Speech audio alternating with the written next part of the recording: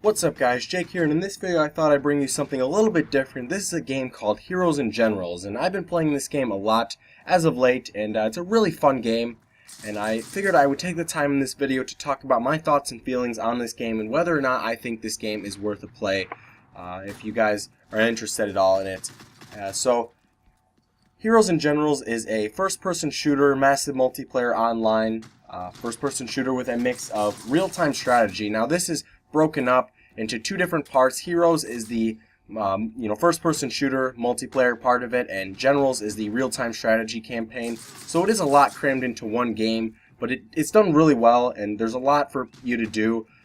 This game is also free to play, so a spoiler alert, I am going to say this game is definitely worth a play, just because if you're curious, just a little bit, just a little bit. If this game is fun, if this game is for you, you can just download it on Steam, play it. If you don't like it, you can undownload it and you don't have to play it anymore.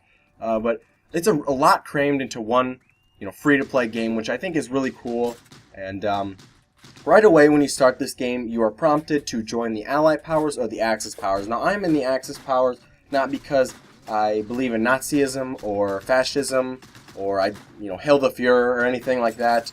I mainly picked that because the game actually told me, I had a little pop-up saying, hey, you can be a fat American, but if you do be a fat American, then you have to wait a little bit longer to find a game because there are more people who are more sensible than me and pick the Allied powers who don't like, eradicating people, who don't think that's a good time, but, yeah, so I'm an Axis power, so I have access to all the German weapons, which I think is really cool. You actually don't get to use all of the weapons in this game. They make you pick, and it's a lot of coordination within the game, within your team, to decide what to use later on in the game, I think. Obviously you start off with weapons like the Gewehr, the MP40, things like that, German-type weapons, and then the Germans in this game actually get, planes, which I think is pretty cool, and the Allied powers, I believe, have light tanks, so it definitely matters which one you pick. So you might want to think about that a little bit more. I'm not really sure if you can change.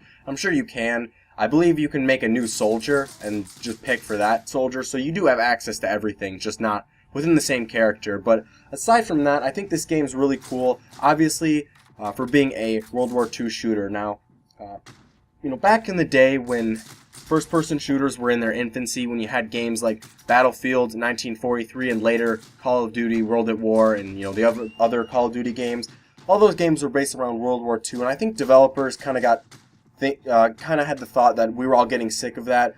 I'm really not. I really enjoy the World War II games, but now all games are pretty much based around the modern era. Battlefield 3, Battlefield 4.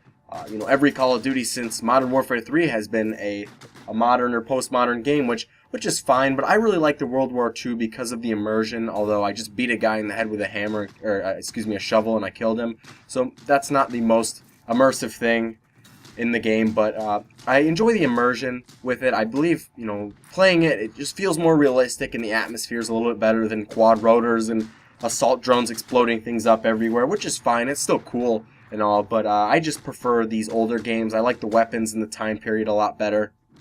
But other than that, this game's pretty well made, in my opinion, especially for a free-to-play game.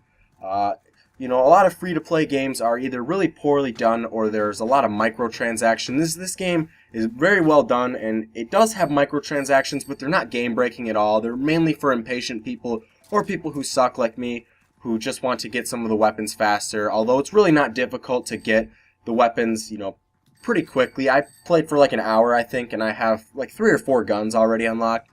You get like points, like a currency system like in Call of Duty, just to unlock your guns, which is cool.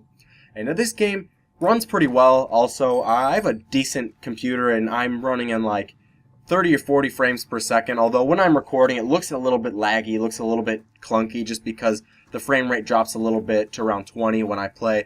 But other than that, it's a really well-made game. It's a very fun game to play. Just crawling around on the ground, behind rocks, avoiding Allied gunfire just seems really cool to me, very immersive, and it's something I really enjoy. And, there are some bugs, things here or there, but they've been working a lot on this game already, and this game came out in early July, so there's definitely a lot to do in this game. So I definitely think it is worth a play. If you're interested in this game at all, it's on Steam, it is completely free, And it's a fun game, so if you guys enjoyed this video and you want to see more Heroes and Generals, let me know by leaving a like in this video, and I will see you guys later. Peace.